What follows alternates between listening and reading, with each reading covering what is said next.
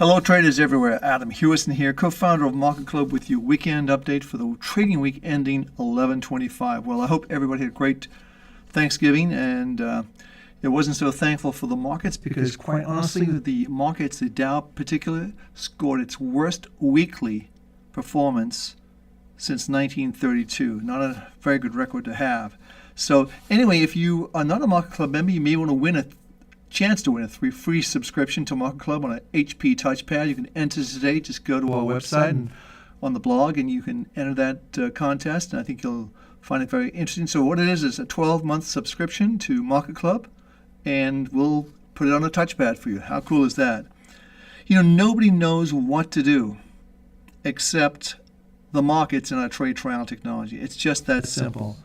Okay, let's go to the charts and prove how our trade triangle approach successfully works no matter what takes place in Europe and the rest of the world. So we're going to go to our normal markets we look at every day. And we're going to start at my home page. Welcome, Adam Hewison. This is the MarketClub website. And you can see all the various tools that we have. We're going to go to our portfolio manager. Well, I've already set that up for us, so here it is.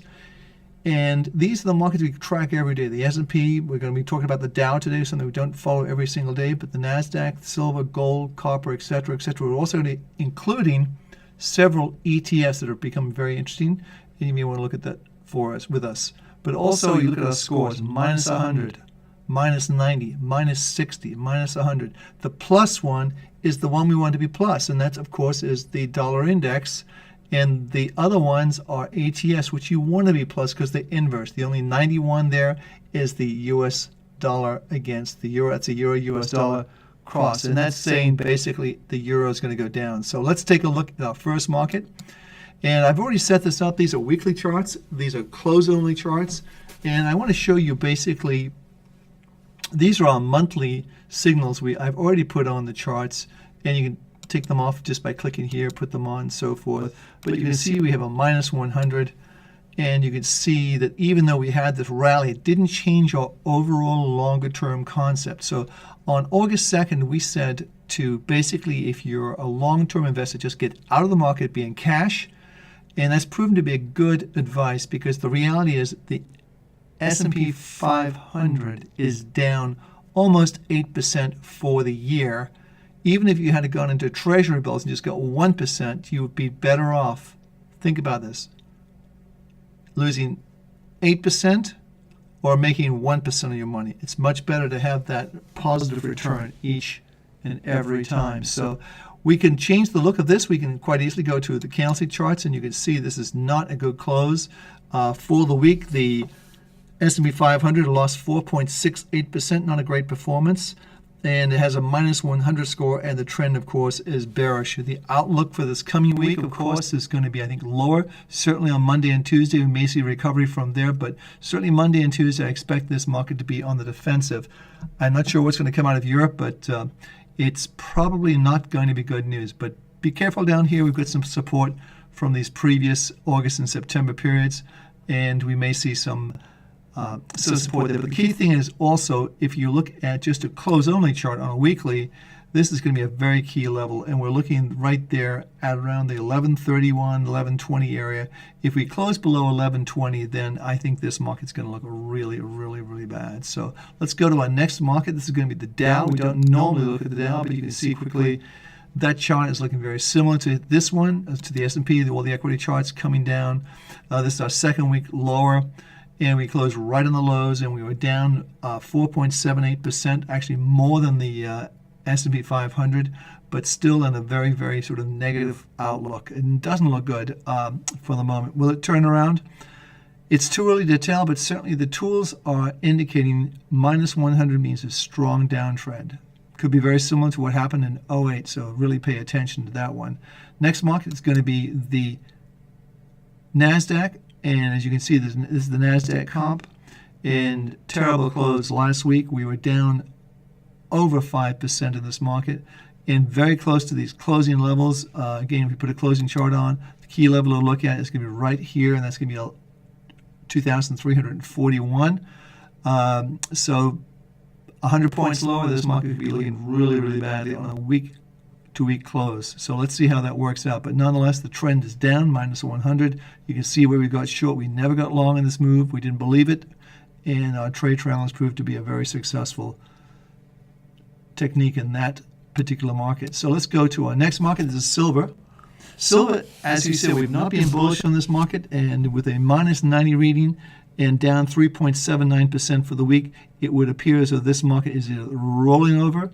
Key level to look at right here is this close only on the weekly is 29.89, a close below 29.89, which is not about 2 cents lower than we are right now, would be viewed as negative. You can see just on the weekly candlestick charts, we are closing probably at a low 6-week low right now, but this is the last couple of vestiges of support for this market on a close-only basis. As I said, we felt this market was rolling over, and certainly it would indicate more of a deflationary spiral as opposed to inflationary spiral at this point in time. Next market is going to be gold. Now, gold, I think, has been a little bit of a disappointment for a lot of bulls. We had the big move up, of course, which everybody got a good piece of. We had a big pullback, and now we've come back up, and now we've had 2 weeks down in a row. And for the week, gold lost 2.41%. Not a huge amount, but nonetheless, it was not a great performance. We have a minus 60. Now, what that means right now is that it is a trading range. If we put our weekly candlesticks in, you can see quite clearly that they're in there already. The last one was a 1681. We're currently 1680, so it's right at these numbers. And let's take that off and just see. We may see more of it. A trading range would indicate you're going to go back and forth, and maybe build another energy field to push this market higher. So I think that's something you may want to look at in this market. Generally speaking, I think the outlook for the coming week is mixed, and I think that's the best we can say at this point in time. Longer term, still positive on gold. Let's not forget that fact. Next market we're going to be looking at is the copper market.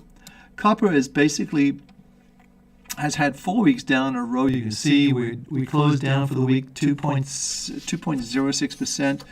We have a minus 100, meaning a very strong negative trend, indicating lower levels. And copper tends to follow the equity markets because it's an economic indicator. It's used a lot in the economy and production and manufacturing of products and tools. So I think, generally speaking, we can see this market go lower, possibly testing the lows back down here at 3. And possibly, if we go out a little further to the max, we may see some, that is the max on the weekly. So I think probably 3. We could see this market go down to 3 in not too distant future. So minus 100, strong downtrend. Outlook for the coming week has to be lower. Next market is going to be, this is the dollar index. I'm going to close this up closer. It's a plus 90, which we've been talking about as the dollar index being positive.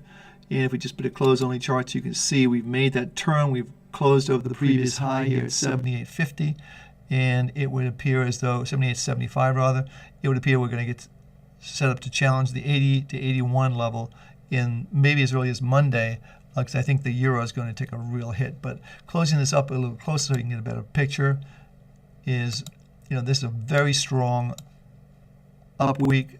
We were up for this particular cross. We were up, hang on just 1 second, we were up 2.74%, and that's a very, very good performance by the dollar, and I think it would appear as though people want to come out of the euro, and where else are they going to go? They're going to go into the dollar, of course. So looks like a good performance, looks like it's going to hit our target zones, but nonetheless, the trade triangles are all positive, and it looks as though they want to move higher. So let me just go back here. I want to look at one thing. I want to move this. You can easily move markets around here, so I want to put that just right there, actually just below copper. So let me take a look at that one now, because that's the way we usually do it. And as you can see in the crude oil January contract, it closed lower for the week. Not a huge amount, but it did close lower for the week, and it would appear as though we're going to see this market sort of more of a sideways market. We closed down 1.04%. I think for this coming week with a 65 score. Remember our scoring system. This is very, very important, because if you have a score from 50 to 65, it is a trading range. If you go from 70 to 80, it's an emerging trend. It's an emerging trend either up or down, And of course, 85 to 100, it's a strong trend, either up or down. So depending if it's a plus 85, it's a strong uptrend. A minus 85 is a strong downtrend. And that's something to really remember with our scoring system. So a plus 65, meaning the bias is slightly to the bull side of the market, the long side, but it's saying it's a trading range right now, and that's what's important to look at. So generally speaking, we've had a nice run up. We had the reversal from a 100, which is a psychological level. And if we get this out a little bit further, you can see this. It's almost like a little over 60% retracement here on the Fibonacci, and we turned down. So let me just put that in for you while we're here. Very easy to do. And let's go up that in just a little bit further. So you can see basically the 61.8% was right around 100.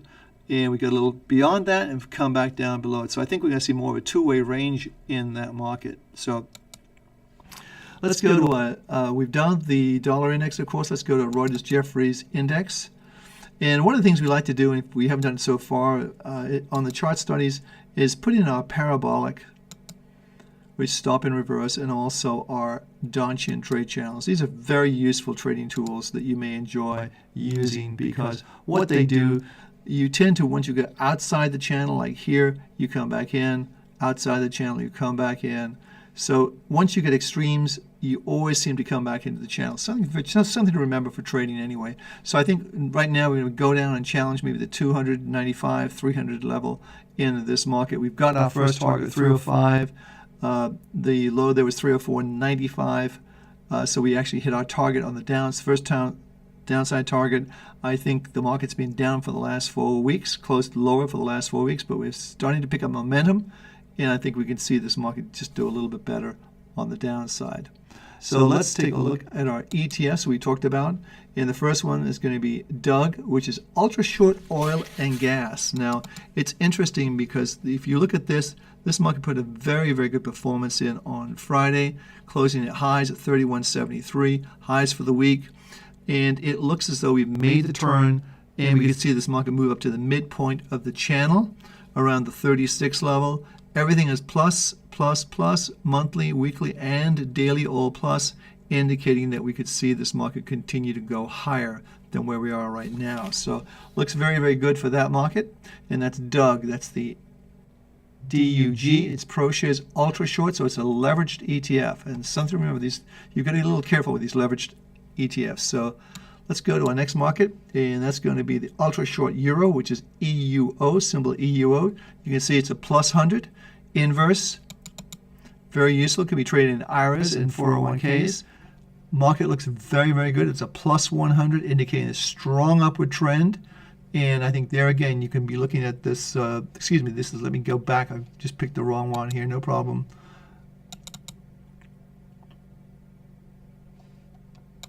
And here we are. So I thought that chart looked a little strange. But here we are. It's a ProShares Ultra Short Euro. And absolutely great action. This is a new high close. This is a previous high close right there. We've taken that out. I think this looks really exceptionally positive. And I think we see the market go higher. Now, one thing to look at when you're trading the euro is to actually look at the spot euro against the dollar. And you can do that with MarketClub quite easily. So here it is. I put it in already. Here it is. And of course, if the other one's going up, this one should be going down. Of course, that's exactly what's happening. So here we are. We are very, very poor close. This is the fourth week in a row we've closed lower. I think this surprised a lot of people moving up. As you said, once you get outside of these channels, it's a strong downtrend, but it comes right back in, and that's exactly what happens. So I think right now we're not below the channel, and I think we could see this market under pressure early next week, maybe on Monday and Tuesday. But you are getting into an oversold. This is on the weekly now, of course, and the MACD, which is right here, is still very negative. So again, this looks to me like it wants to go lower, and we have a target, I think, on the euro around about the 130 level. That's a big psychological level for this market. So let's see how that plays out.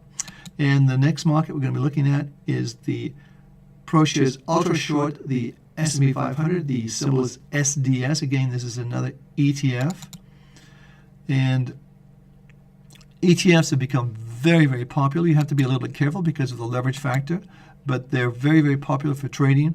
And now the key thing is when you're looking at an ETF, you have to understand the market it mimics or copies.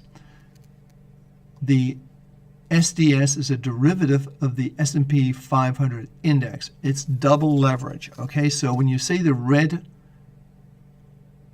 triangle here, you say, well, that's not so good, Adam. Well, let's take a look at the real market where it's mimicking. And if you go there and you look at the S&P 500 cash, this should be all red, which it is. Now, in order for that to be a perfect match, a perfect mirror copy, the other euro, which we talked about here, the SDS, this should be all green, but it's not. So that's why you have to watch the cash market. I think the close we've seen here is very positive. I think we'll see this market move higher, probably up to the mid-channel, 24 perhaps, but it's still looking very, very good, and I think we'll see this market really improve from current levels. But hey, we've covered a lot of markets, more than we normally do. I hope you enjoyed this little weekend update for Market Club. And again, if you're a Market Club member, or if you're not a Market Club member, I should say, you really want to find out about a 12-month subscription to Market Club on a touchpad. You can win a free one, or you can subscribe right away. It's up to you. But hey, it's been a great Thanksgiving. The markets are doing what they should be doing, which is pushing the way and directing the way for the politicians to finally get off their butts and do something. And we're not there yet. I think we'll see some early weakness early in the week, Monday and Tuesday, on both the S&P 500 and perhaps on the euro. So let's stay tuned to that. Adam Hewison for Market Club. I'll see you Monday. Have a great weekend.